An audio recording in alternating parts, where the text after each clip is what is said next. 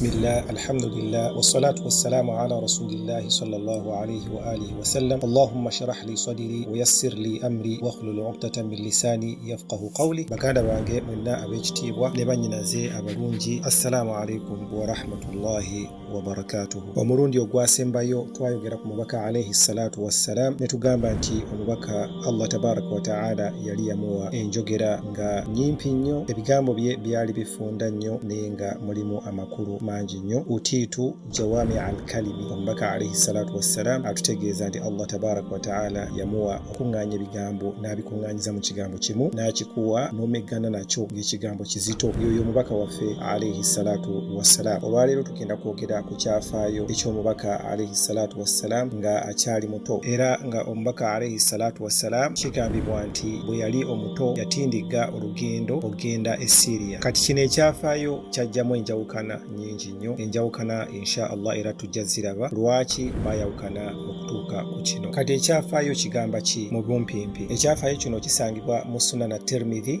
mu kitabo kye bayita Sunan at-Tirmidhi, Sunanu at-Tirmidhi. Era kino tukitegeere okuva olwaleero nti ebyafaayo ebiseera ebisinga biwandiikibwa mu bitabo eby'enjawulo bye bayita ebitabo bya siira, so nga ate bwaligamye nti ebyafaayo birina okusangibwa mu bitabo bya hadithi oba ebitabo bya fiqh, naye ebyafaayo bisangibwa mu bitabo ebya siira, kati nga ekitabo kya Ibn Ishaq ne Ibn Sa'di. Era ebyafaayo bye tusanga mu bitabo bya hadithi biba byakuŋŋaanyizibwa mu hadithi, omubaka alayhi salatu wassalam yabyogerako ate mu bufunze. Naye siira, we bayita siira oba okwogera ebyafaayo, olina okuleeta ebintu bingi nnyo, olina okukozesa engeri nnyingi nnyo okusobola okukuŋŋaanya ebyafaayo byonna nga bw'obyetaaga, ate oluvannyuma n'osunsulamu. Era kino ne kikulaga nti ebitabo bya siira bye biddako, ebitabo bya hadithi bye bisookera ddala waggulu. Omukka ogwa waggulu gwa bitabo bya hadithi, kati omugo ogwokubiri oba omutendera ogwokubiri gwego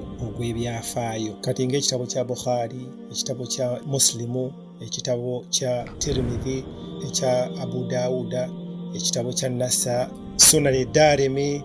Obusiraamu bwaffe businziira ku bitabo bino, fiqhi waffe asinziira ku bitabo bino, ensibuko yaffe ey'okumanya esinziira ku bitabo bino, 8 oba 9 Muwatta Malik. Era kyova olaba nti nno ebigambo bya siira tetubikakasiza ddala nga bwe tukakasa hadithi. Oli ayinza okuleetera emboozi eya siira eyonoga nti eyo teyaliiyo okusinziira ku kino na kino na kino na kino.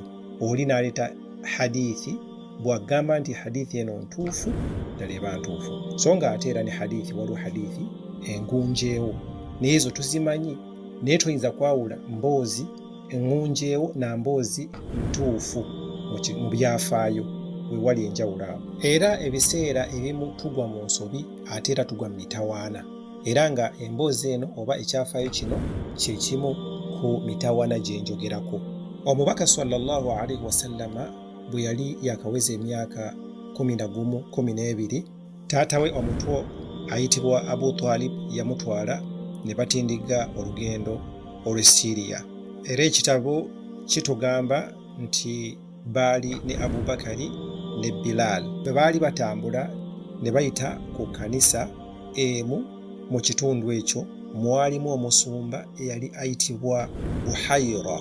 Era Buhayra yali tafuluma bweru, naye bwe yawulira nti bali mu kibuga n'afuluma n'ajja ng'abanoonya, n'abatuukako n'abaaniriza okugenda okulya naye ekyemisana. N'abagamba ebigambo bino nti ono omuvubuka gwe muli naye ajja kubeera nnabbi. Ne bamubuuza nti lwaki?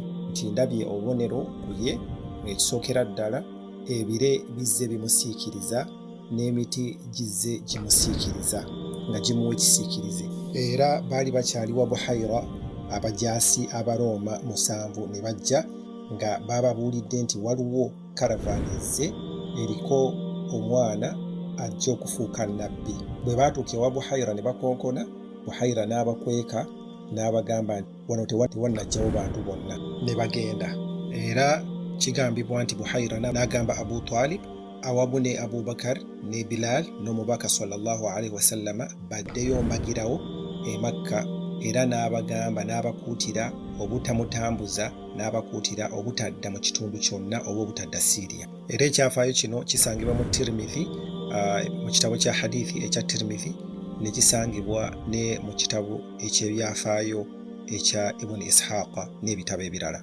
Era n'abatunzi b'ebyafaayo abamu bakikkiriza ekyafaayo kino ne bagamba nti tekiina mutawaana, kati nga Ibn Hajar al-Asqalani yakikkiriza ne Tirmidhi, Ibn Said al-Nasi, Ibn Kathir, al-Dhahabi, bo ekyafaayo kino ate tebaakigula, nga buli we bakisoma bagamba nti waliwo ekitali kituufu, waliwo ekitabala bulungi mu kyafaayo kino. Ekisookera ddala, al-Dhahabi tukimanyi bulungi nti no yali mwanafunzi waani wa Ibn Taymiyyah, naye yagamba nti era kikulaga nti nno yali musajja mekete nga tamala gatwala ekyafaayo kyasanze. Kikulagira ddala nti kiba kirungi nnyo bw'oba ofunye ekyafaayo obireeta obiteekaawo, obisome, obiyitemu, olabe kiriwo ekituufu, kiriwo ekikyamu, biriwo ebikwatagana, naawe kennyini osalewo ggwe nga ggwe omuntu. Eyo y'ensalawo entuufu.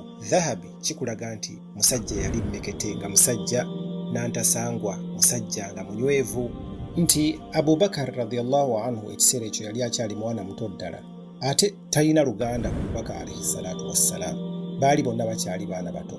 Ekyokubiri, Bilaali yali tannazaalibwa, ate Bilaali yeegatta ne Abubakari oluvannyuma lw'okukola ki? Oluvannyuma lw'obusiraamu, nga Abubakari yakoze eki?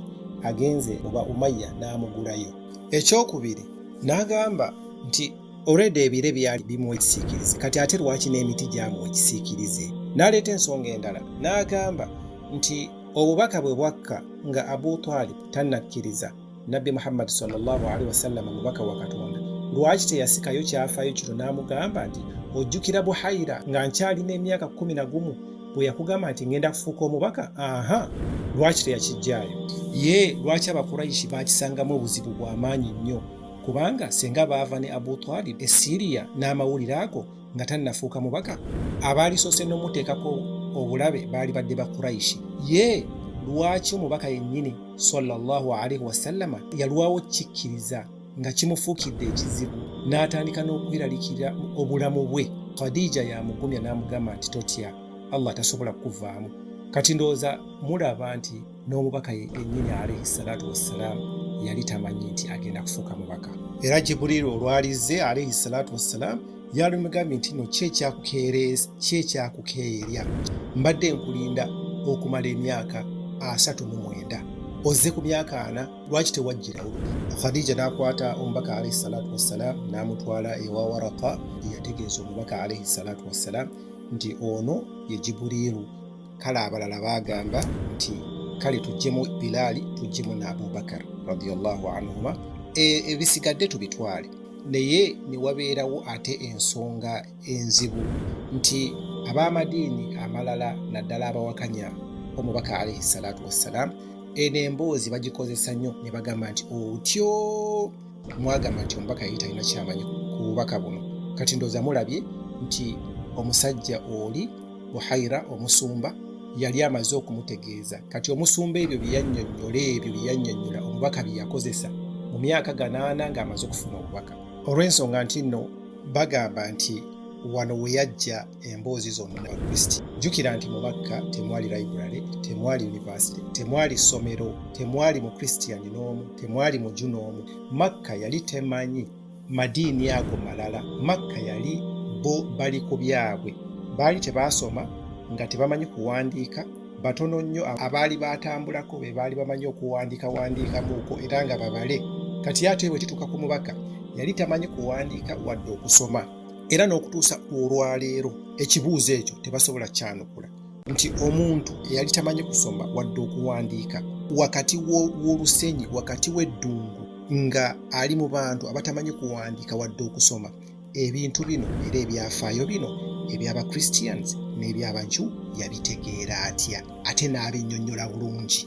Ekyo ekibuuzo kikyabala okwano okutuusa olwaleero. Era Allah tabaraka wa ta'ala mu surati Ankabut agamba omubaka alayhi salatu wassalaam, wama kunta tatlu min qablihi min kitabi wala takhutuhu biyaminik idhan lartaba almubtilun. N'agamba nti bal huwa ayatun bayinatun fi suduri alladhina utul ilma wama yajhadu biayatina illa adh-dhalimun. Era ng'agamba Allah tabaraka wa ta'ala omubaka we nti wali tomanyi kusoma jjukira bulungi wadde okuwandiika olubereberye nga situnnakussaako kitabo kino. Era senga wali obimanyi ebibiri ebyo yalibadde ensibuko ereeta okubuusabuusaamu. Ebintu bino wali obiteeseteese, wabula bubonero obweyolefu Allah bw'ateeka mu bifuba byabo be yabundugulira okumanya. Era okuggyako omuntu nga agaanye bugaanyi, wallahi tasobola kuwakanya bubonero buno. Okuggyako ng'omuntu ayagadde bwagazi kuwakanya n'agamba nti nze mmaze gawakanya, tasobola kuwakanya bubonero bwa Allah tabaraka wa ta'ala. Era ne bagamba nti ekyafaayo kino kituufu nti omubaka alayhi salatu wassalaam ebyafaayo bino ebyaba Christians n'ebyabaju yabijja ku Buhaira omusumba. Yamala eddakiika 2 ku 3 nga balya kye baali awo. Omwana yali akyali muto ng'alina emyaka 11 ku 10 ku 12. Ne wayitawo emyaka amalala kumpi 29 3 nga tannafuna bubaka. Ogwo guba mutwe ki ogukwata? Ate nga n'ensonga si yali ebatutte. Ensonga eyo si yali ebatutte. Senga yamusisinkana nga bwe bagamba. Ekisembayo eyo tetugendayo nnyo okubawa obujulizi nti ekyafaayo si kituufu. Tubaleetera kuba abamanyi baffe nga Dhahabi n'abalala Ibn Kathir abagamba nti nno ekyafaayo ekyo mulimu ekitali kituufu. Era abantu bangi baazuula ebintu mu ddiini ne bateekawo hadithi ezitaaliwo, ne bateekawo ebintu wallahi ebitaaliwo olw'ensonga nti nno buli mulembe abantu oba omulembe ogwo gumanyi okwerabira eddiini. Kati bannaddiini ne batuula wansi, oba kale omu ku bo n'atuula wansi n'atandika okusika abantu ng'abasikira ku ekyo kyasuubira nti no kibakomyawo. Ensonga ezo zibaddewo mu generations nnyingi nnyo. Imam Ahmad lumu yakwata omusajja eyali agunjizaawo obulungi obuli mu buli ssuula eri mu Qur'an, ng'agamba bulungi nga Bakara, bw'oba osomye Bakara ofuna kino, bw'oba osomye Ala Imran ofuna kino, bw'oba osomye Surat Maida ofuna kino. Buli ssuula ng'agitaddeko ki obulungi bwayo n'emikisa egikirimu. Imam Ahmad bwe yamukwata n'amubuuza nti lwaki okola ekintu bwe kityo omubaka alayhi salatu wassalaam kyataateekawo? N'amugamba nti naawe okiraba, abantu bali mu bitabo bya fiqhi beerabidde Qur'an. Nze bwe nakiraba kwe kusalawo okutuula n'entunga ebibakomyawo ku Qur'an. Kati nno abo baali ebitabo bya fiqhi wallahi bye batwalidde obudde. Naye kati ate ffe subhanallah, ffe movies n'emiziki bye bitutwalidde, n'emizannyo bye bitutwalidde, Hollywood ne Bollywood ne Nollywood bye bitutwalira obudde. Ya Rabbi, Allah.